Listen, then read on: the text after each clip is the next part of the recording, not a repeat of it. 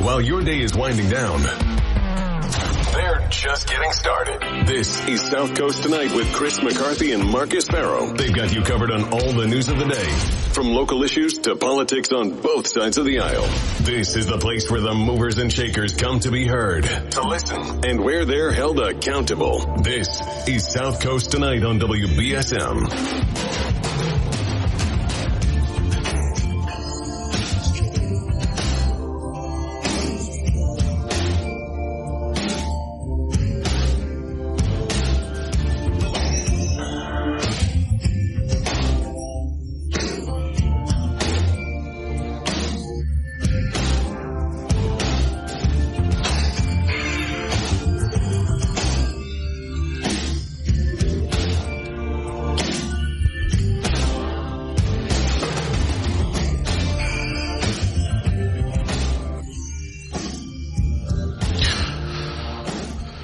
Good evening. Welcome to South Coast Tonight.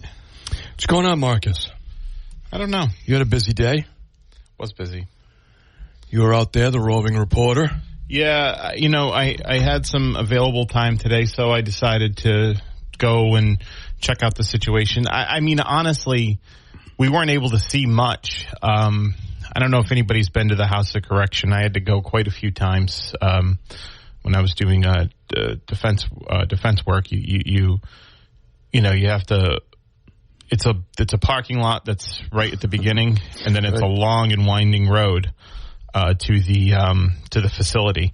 And so defense attorneys for years had complained about they wanted to park in the parking lot up front. I think they might have worked something out, but I'm not sure. But in any event, we couldn't see a lot. But what we did see were like fleets of law enforcement vehicles coming down.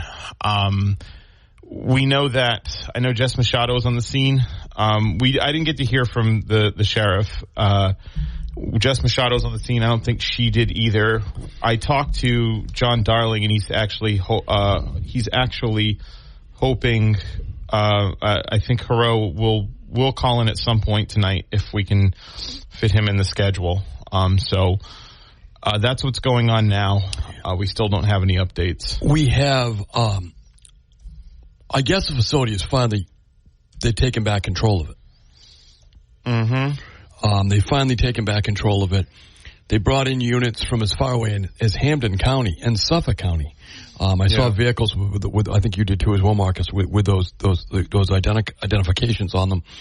You had the Department of Corrections tactical teams. You had Plymouth County, Barnstable County, obviously Bristol County. It's quite a scene. Yeah, it was quite a scene. We still don't know we still don't have a clear picture on the events. I'm just going to go to see what Jess actually had wrote earlier to try to figure out. And you can 508-996-0500, or you can message us on the app chat. So, Marcus, you did some call-ins to Barry's show. Yeah. Barry did have someone who called up who said they were an inmate. You and I have both had some experience with phone calls out of the facility. Both of us question whether that really was. I can't imagine that'd be the case because... Explain why. Because I'm sure a lot of our listeners heard it as well. Yeah, so what happened was... and no flies on Barry. I mean, it's live radio. Yeah, exactly. So, he rolled with it. And but the thing is that I would have probably asked, what phone are you calling from? Because when someone calls out from a phone that inmates use, mm-hmm.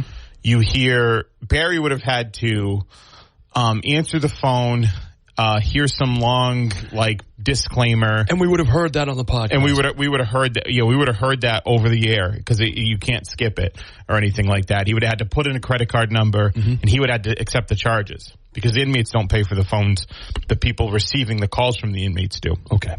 So it would have been and it's from Securus, and it was you're receiving a call from blah blah blah Securus. It's long, it's obnoxious, and it wouldn't have worked on the air because again, you would have heard Barry's credit card number being dialed in. He would have had to put that into the system. The only way that it could have happened the way it went down today is it the guy could have made a call out to another party, and then illegally that party could have patched him through to Barry's phone. The other way would have been either that guy somehow had a phone on him. Well, that's true, too. Or he either had a phone on him or he was in an area that had an access to a phone. Maybe there's some offices or something like that. That he was in an area that had some access to a phone that dials out. But he did sound knowledgeable. It sounded like he's been in jail. He might not have been there today. But he sounded like he was in jail. One of the other things is I remember talking to Hero about this and talking to John Darling, the spokesperson.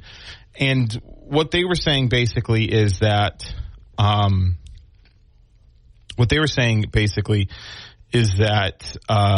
they all have like iPads. They have some tablets where they can communicate with their family, but I believe that's through email and message. I don't think it has calling capabilities. So, and in the podcast of Barry's show, listening to that again before we came on, the guy says they shut the internet off. He says that. Yeah.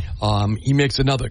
He also says they took our phones away, which cuts against the fact that he was in jail, right? Yeah, of course. Yeah. So, but I do think the guy had been in prison recently because he had knowledge of the facility and the different wings and the units, things like that. He was saying he was in one of the G units. I think he was in A unit, where B unit was the one that was in the uproar. What'll be interesting, and we'll find out in the after action, is exactly how many inmates were involved. Looks like they did a lot of damage. We'll get a dollar figure later. Doesn't look like a lot of damage to human beings. They say no hostages, which is a good sign. No staff were injured. Mm-hmm. That's what we're hearing preliminary. Apparently the inmates were a little bruised, maybe some bloody noses, I think is what John Darling said. Yeah. We're going to wait for the sheriff to hear, to get confirmation on that. Play stupid games, win stupid prizes, right? I mean, you might get a bloody nose if if they got to bring the state troopers in, you might get a bloody nose, right? 508-996-0500. Good evening. Yeah, good evening, guys. Do you have the sheriff scheduled on anytime soon, or?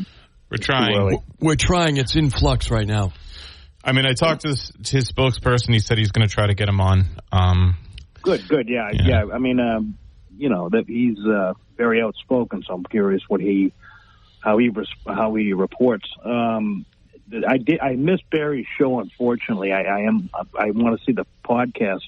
Do I understand correct what you guys just said about a call from the jail, right? The jail, not the prison. A guy claimed he was calling from the jail. Yes. But what you're saying is that the person receiving the call outside would have to acknowledge personally. That's been my experience. Although I have had calls sent to me through a third party. Someone made one call, and that third party forwarded the call to me. The only reason I was asking, because, when you call up, I just called up and I waited for a couple of minutes, till you guys took the call. Right. And all this automated stuff happened. You wouldn't have been aware of it until you actually put me on the air. But you're not in jail. No, that's what I just you could make a call out and there was some automated stuff that didn't require a response from the receiving party. But it does. That's the thing. It does. Okay. Oh, yeah, it does, yeah. Yeah, you need to, it not only requires a response, it requires you to pay. It's a collect call. I got you. So I did listen to Marcus. I caught Marcus's report, and but I didn't hear the call from the so-called call. But so Marcus, you mentioned that they told you they warned the folks that you were with to eliminate any drone traffic. Yeah, one of the officers came out and started yelling about that. So there was a drone that breached the perimeter or something, and they said to put it down. I don't know who it was or if anybody around here. Did you see the drone, or it was just what the officer I didn't see it. I didn't see the drone. I don't know who had a drone. No one No drone flew over to where the press was. The drone is unconfirmed at this point. The drone is unconfirmed. When I heard that, though, it occurred to me. I mean, these are crazy times. Yes. That would be a really insecure, or that's a secure place where a drone could be a real threat to safety. I mean, it could drop off a cell phone to make a call to a radio station. It could drop off a weapon. It could do terrible things. So during the Portuguese feast, this last feast, I was listening to the scanner. They had a problem with a drone. Someone had a drone. They had software on the premises. They could track the drone, see the drone, track it right to whoever was controlling it, and they sent a cruiser right to the person. Oh, wow. And took the drone down. So, that's pretty interesting. So they had that's like a radio direction finder on the signal. Yep. It was really interesting. And I didn't follow up on it too much because I don't want to, pierce the security of the New Bedford police. I mean, it's really important that you have good security on that. I mean, a drone could be, do all kinds of things. Malintent. Wow. Any chance, I know you guys are local in this story, any chance you might talk about any national stuff with the testimony that's come to light of the CIA chief about probably not tonight. We got a full slate, so we'll do it another time. We've got a very interesting show tonight. In addition to the riot that the inmates threw for us. Good, looking forward to it, guys. Thanks for having me on. Appreciate it. 508-996-0500. We'll take your messages on the app chat. The official word from the sheriff's office is that it didn't rise to the level of riot. There wasn't enough resistance. Yeah, I will. I don't know. What I saw looked pretty rioty. I saw a guy sticking a fire extinguisher out a window, blasting it at the guards. Yeah. That's pretty rioty. Sure. I saw what looked to me to be about 24 guys in handcuffs up against chain link fences. That's pretty rioty. I think they broke water pipes. I think they broke beds. I think they broke sinks. Okay. And this is from the sheriff's department. Yeah. I haven't been in there. So that sounds... That sounds about... I mean, what else do you want? Yeah. I think there was a fire because they called the Dartmouth Fire Department. Right. I think broken pipes, bloody noses,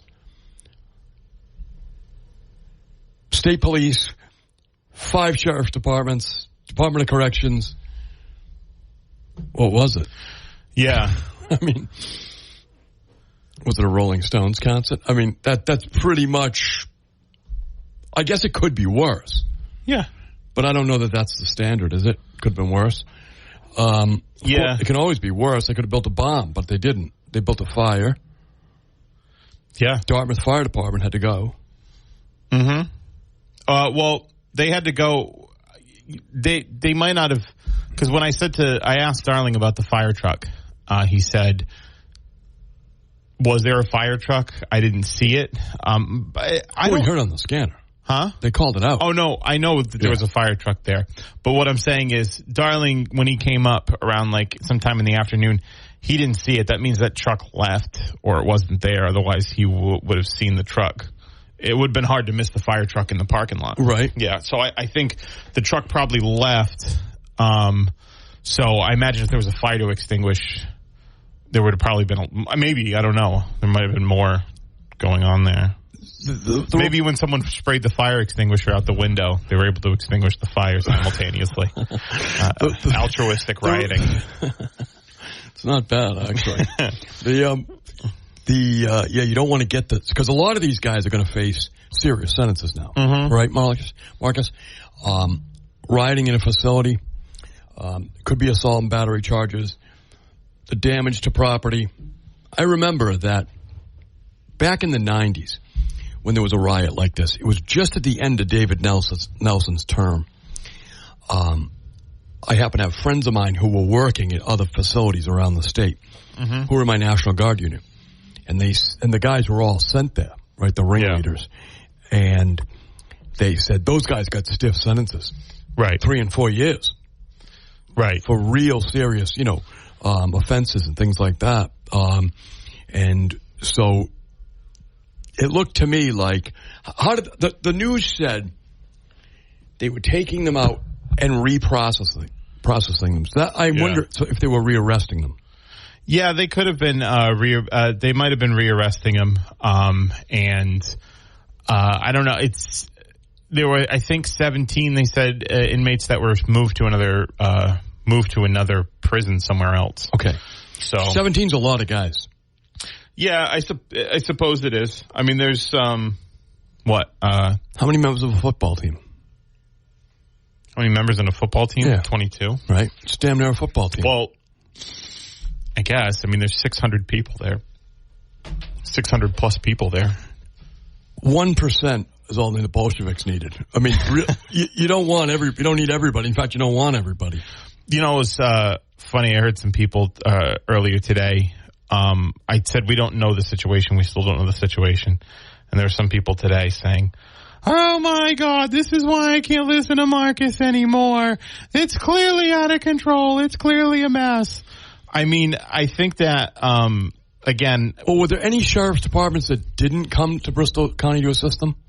Well, that's my point is that I think that we don't know if that's something that show of force is something that was like proportional to the incident or something that was protocol, something that they have to do whenever there's an incident like that. But we've got a few calls on the line. Let's go to the phone. Good evening. Hello. Hello, you're on the air. All right, call back. Good evening. Oh, hello. Hello. Hey, you're what's on the up? air. How are you doing? Doing Good. well. How are you? Yeah. Was a peaceful protest today there? I didn't get their bologna sandwich for lunch. Yeah. You know. Well, you know what's interesting is you wonder. They obviously didn't get lunch because it started about 10 o'clock. By the way, no lunch, no dinner, no medicine. Now, by the way, I think the former sheriff had said something to this effect earlier, but I'd heard from another employee that they were in Unit GB and they had to get moved to Unit HA, which is a lockdown facility. Okay.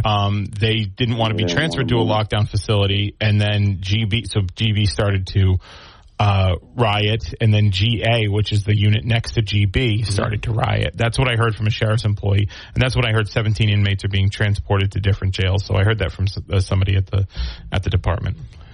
Yeah, they clearly. Guess they just didn't want to follow orders then again, like usual, right? I mean, I think that's basically what it comes down to. Mm-hmm. I don't know. I don't think they were being mistreated. I mean, I think that what the sheriff said is they wanted to make the place safer for them. Literally, so they can't commit suicide. But I think their problem was they didn't want to go to a lockdown facility because lockdown facilities are a lot more restrictive. But if they're going to a lockdown facility, what I'm trying to figure out is if they didn't have to go to a lockdown facility and they're going there, would those sort of strictures have applied to them? Oh, you're saying was it a lockdown facility in name only? Yeah. Okay. Yeah. They obviously didn't hang around for an explanation. Yeah. Right? They just went nuts. Yeah. Which is why they're in jail. Impulse control. So, sorry. I met Paul Heroux. He's not an unreasonable guy. No. They should have brought Tom. You guys should have brought Tom on tonight. That would have been a great show. He was on with Barry earlier. I missed it. Yeah. He was on with the first hour Barry show. You can check it on the podcast.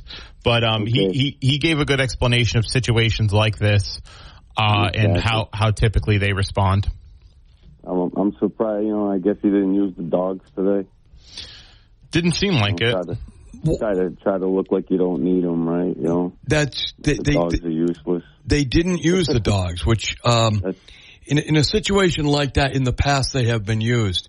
I wonder if Sheriff Heroux just doesn't simply believe in the dogs, which is a philosophy, or doesn't like the optics. If they would have sent the dogs in earlier, it would have saved the taxpayers a lot of money now to fix all this stuff that's broken. We're going to find out, right? There'll be an after-action review.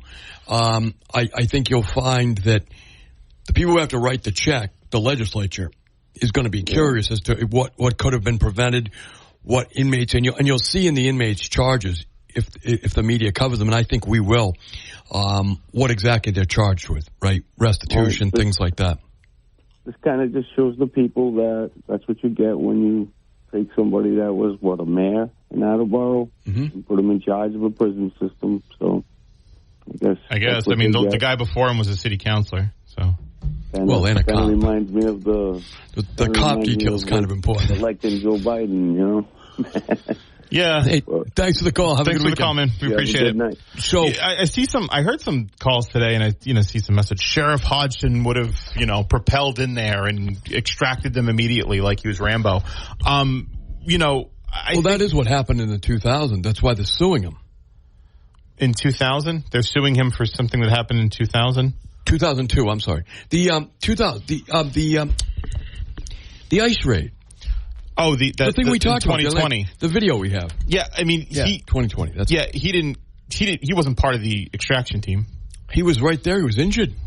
Yeah, but that was the initial conflict. Right. That was the initial conflict. There. Yeah. And you can hear his voice on those tapes that we have at WBSM.com. Sure. He was right there directing it. Sure. And again, I think that Sheriff Haru didn't run as the guy who was going to run the jail. I don't know what that means. He didn't run as the guy who was going to run the jail. In other words, he ran as a guy who's an administrator. He's a corrections guy. He's a statistician. He's not a police officer. He said it. Yeah. So I wouldn't expect him to be there directing the course. Right. But they have people there to do that. Yeah. That's why an after action is so important. Right. What happened? After every mission, you have to do an after action. I know. The thing is, because this was a lot different than anything else that's ever happened over there. Yeah. In all the time I've paid attention to the sheriff's department since the 90s, I've never seen this kind of a response. Well, what about the Easter riot? It was about the same. Yeah, it was about the same. Yeah. In other words,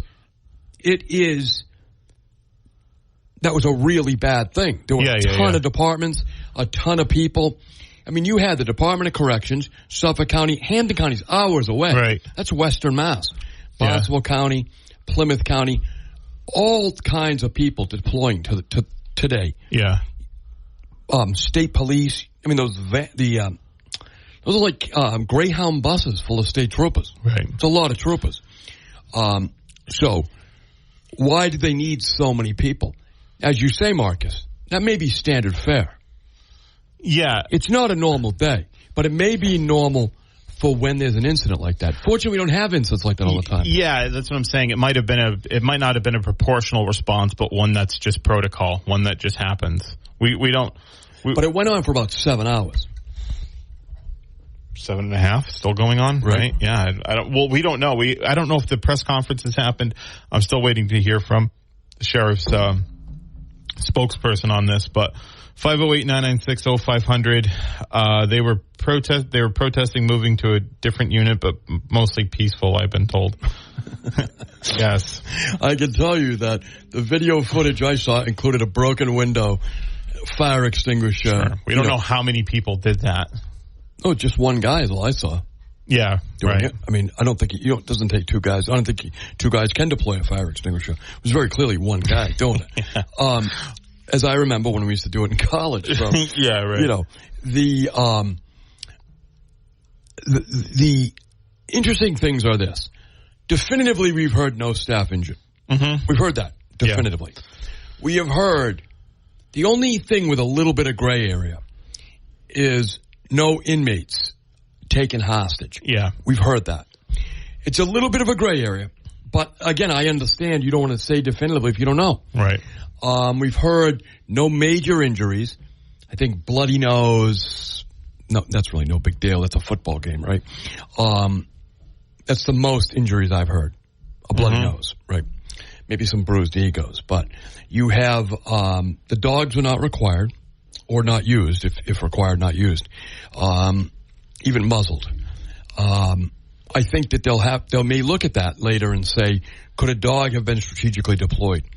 There'll be an after-action review. I think that Sheriff Haru, has said here throughout the entire campaign, which is now over and decided, after-action reviews. Yeah. We'll see that now again. 508-996-0500. Let's take a break. Hey, welcome back. So, Marcus, tonight at 9 o'clock, it might be a little late for some people, but they can listen to it on the podcast. We're going to have a really interesting guest. What do you mean, stay up? Stephanie Murray, who's a writer. She used to be on before with us when she covered Massachusetts politics. She's now in the world of cryptocurrency. Yeah. She's really got some really interesting work she's done on Tom Brady, Shaquille O'Neal, Larry David, Taylor Swift, and how they fit into the crypto FTX scandal. So stick around for 9 o'clock. We'll have Stephanie Murray on. And if you, for some reason, can't, she'll be on with the podcast, obviously, as well for tomorrow. Yeah. Or later tonight. Yeah, I think I'm really looking forward to having Stephanie on again. I think it's a really interesting story. We also have Scott Lima calling it at 8 to talk about his thoughts on the mayor's housing plan. I do plan on asking him what's his why he pulled papers for at large, and we'll see what he says about that. And, of course, we're taking your phone calls. We're talking about what happened at the jail today, Dartmouth House of Correction, 508-996-0500. As you can tell, folks, we're flying a little bit by the seat of the pants here. Yeah. We think they're still mopping it up a little bit over there at the jail. Yeah, we're hoping the sheriff can call in. I made contact with his spokesperson, and we'll see if he's going to be able to at some point tonight. Obviously, folks, while we're important, we're secondary to the safety and the care of the folks over at the jail. I guess. Be glad you are, Marcus. Be glad you are. 508-996-0500. That's how you can join us this evening. So let's actually go to the phones. Good evening. Hello. Hello. Hey, you're here. Hey. Hey, Marcus. Hey, Chris. Hey, what's going on, man? Not that much. So, I haven't been able to catch a lot of the show. I tried to get some news today, but I'm taking a wild guess that, I may be way off base, but I'm taking a wild guess that, got Hero up there, and he was confronted with a real situation, and he was trying to employ his woke know-it-all skills to it. We don't know how it went down yet. He went on with that for hours, and maybe the inmates got tired of it, and then they started tearing the place up, and then he had to be bailed out by the state. How does that sound? He did have to be backed up by the other departments in the region and in the state, as well as the Department of Corrections. But I think that's pretty standard for any facility in Massachusetts. If they have a problem, they bring in. No, I don't think any one facility has enough people on staff at any one time to control it if all the inmates go crazy. I think you worked in the prisons. Correct me if I'm wrong. I did, yeah. I worked at Bridgewater, the Bridgewater facility. Yeah, more inmates than guards. Right. I was in the mix, though, very much. Sure. So, at your facility, they probably had to call in occasionally, and this is only occasionally, outside resources if the inmates go sour. Well, I really didn't see any of that when I was there for about 3 years. Okay. And I didn't see any of that. The scuffles that they had over there were usually taken care of immediately by the COs on the unit, the guys from the other unit. So well, the question, I guess, is when the Easter riot happened, did Sheriff Hodgson employ woke know-it-all tactics, or did he try to put the situation under control and he needed help? I'm not really familiar with the Easter riot thing. Yeah. Well, that's what I'm saying is sometimes these things happen, no matter who's the sheriff. I mean, when the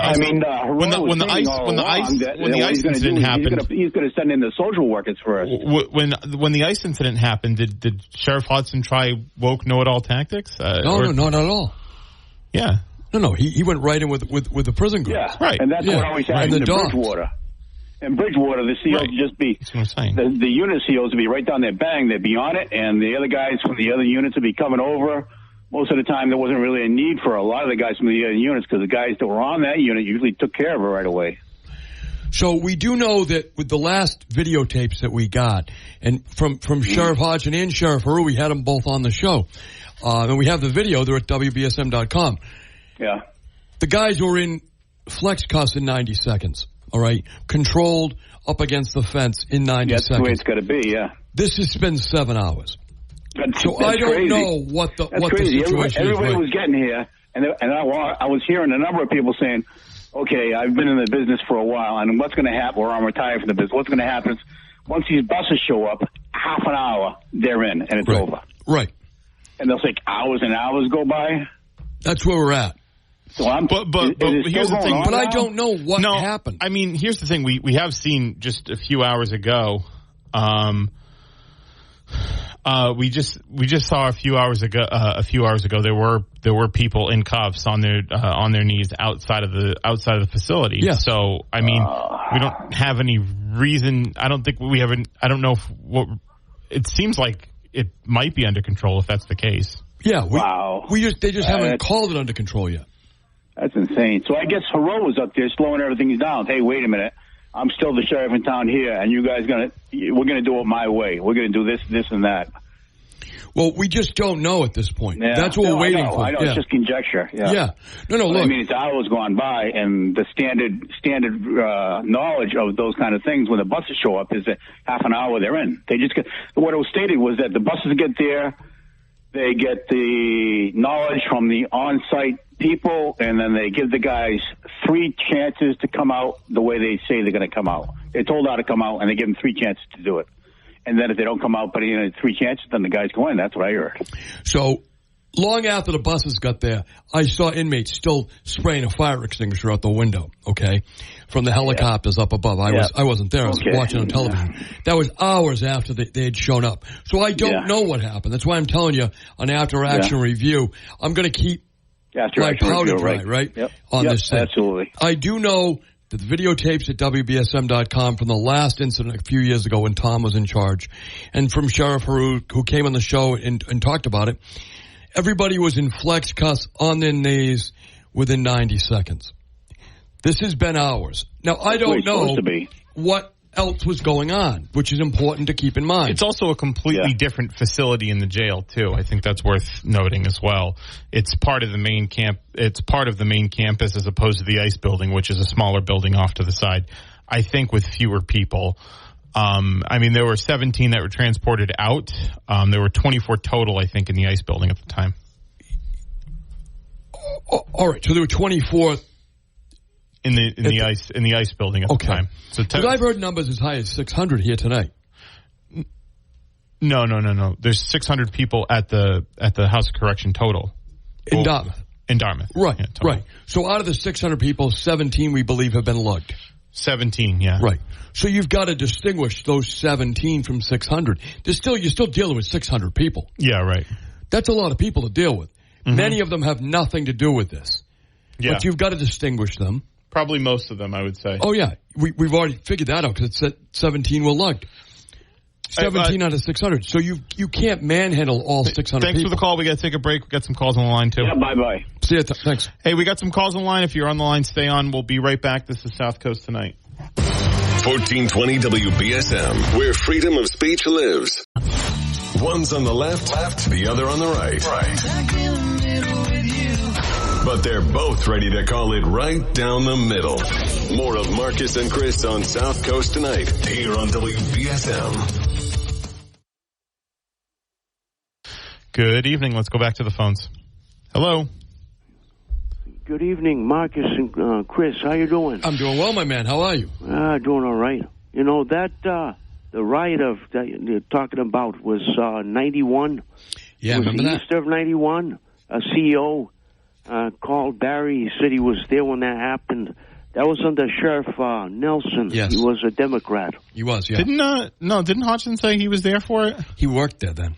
He worked there. But he wasn't the sheriff. It was. I thought it was in 2000. I thought there was a riot in 2000. There's been a couple of them.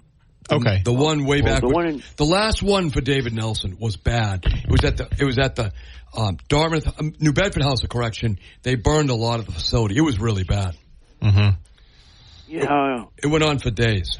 You know who was on NECN being interviewed? Arthur Hirsch of New Bedford Life. Yeah, so what happened was Arthur was doing a story on a program that a drug treatment program that they're running over there, and they basically had to. He said the CEO came in and said, "Hey, the place is on lockdown," and that was pretty much it. Yeah. Well, I saw the helicopter footage, Sky Ranger, and it's like Chris said, they had about 24 guys sitting on the asphalt, right. what they said appeared to be the outdoor basketball courts. And when you got to send a SWAT team, you know something major. And one last thing is, Sheriff Haro needs to make a public statement to put everybody at ease. And I believe he's doing that. Yeah, by the end of tonight. He's got to do it by the end of tonight. I think he's got to do it when he's got all his information. I think you want, at this stage of the game, you want very specific information, not speed. Okay, I don't think it does anybody any good for the sheriff to come out and not have answers. And I think that the reason he's not out yet is that they're waiting to make sure they have all the answers. And again, I think it's an important thing to remember that the sheriff has a professional staff, the guys who run the tactics. We don't know what was going on. We know there was a delay that seems not usual to us, but we do not know what the circumstances are for that delay. I'm going to assume they were very reasonable delays, and that was for the safety and security of all parties involved. And we'll wait until we get all the answers. But I don't really think that Sheriff Haro was calling the moment by moments. I really don't. I don't think he was there with a clipboard going, send this guy here, send that guy there. Yeah, send puppies and flowers in. I don't think that was actually. He doesn't have the training. He doesn't have the experience, and I think he never said he did. Right. So, but Chris, my question to you, Chris, is: do you think the state took over when the SWAT team came, and the buses came over? You think the state took over and they said, "All right, Sheriff Haro, you're done here. We're going to take over." I don't believe that's how it works. I think that it's the sheriff's facility. I think he maintains leadership there and designates accordingly. I don't know. We'll find out in after action review when everything gets written down. These jobs, they write it all down. They're going to say at this point the so and so is the highest ranking officer on the scene. He took control of the matter. So and so did X, Y, and Z. There's recordings, everything. We're going to find out. I'm in no rush to find out. I just want to get the right information. One more thing. Sure. All right, because then I got to let you go. All right, this is the last question, and then you guys can answer, and I'll hang up. And that is, the report came out that some of these those that are going to be arrested there, the ringleaders rather, that they're going to be transferred to other prison facilities. Yes, that's pretty standard. That's standard? I would say so, yes. All right, gentlemen. Have a good night. Thank you. I can remember when they took guys from Walpole and sent them to Marion, Illinois, for instance. We did talk about this, but there was a riot under Sheriff Hodgson, right? At least one. And there was at least one. And there was a riot under Sheriff Nelson. At least one. So all these people that I'm seeing in these app chats and that calling in that are trying to relitigate the 2022 election, it's pretty stupid, isn't it? Considering this is pretty standard. Well, we're going to find out what's standard because we're going to find out. That's why I'm waiting till we get all the details. Yeah, right? That's what I'm saying. I mean, we know that what happened today normally doesn't happen. Right. Right? But it has happened before. Absolutely. Right. Yeah. It happens all over. Because I know people called in after and said, "Oh, Marcus Mayorkas" and all that, and that was kind of funny. I thought that was kind of funny, but I was like, well, this has happened before. Not quite as good as Pansy Brothers. This has happened before under different people. So I think people trying to air their grievances out about what happened in November. I think it's a little silly. Serious injuries to corrections officers. As late as a few months ago, right in the state facilities. Sure. We've had over there, not that long ago, a friend of my brother's, for instance, was a CO seriously hurt. Yeah. In a riot over there. It happens. So the fact that we haven't had anybody hurt is a good idea. Good. We got to take a break. Welcome back to South Coast Tonight. I'm Chris McCarthy, and of course Marcus Farrow is holding the fort down as well. We got City Councilor Scott Lima joining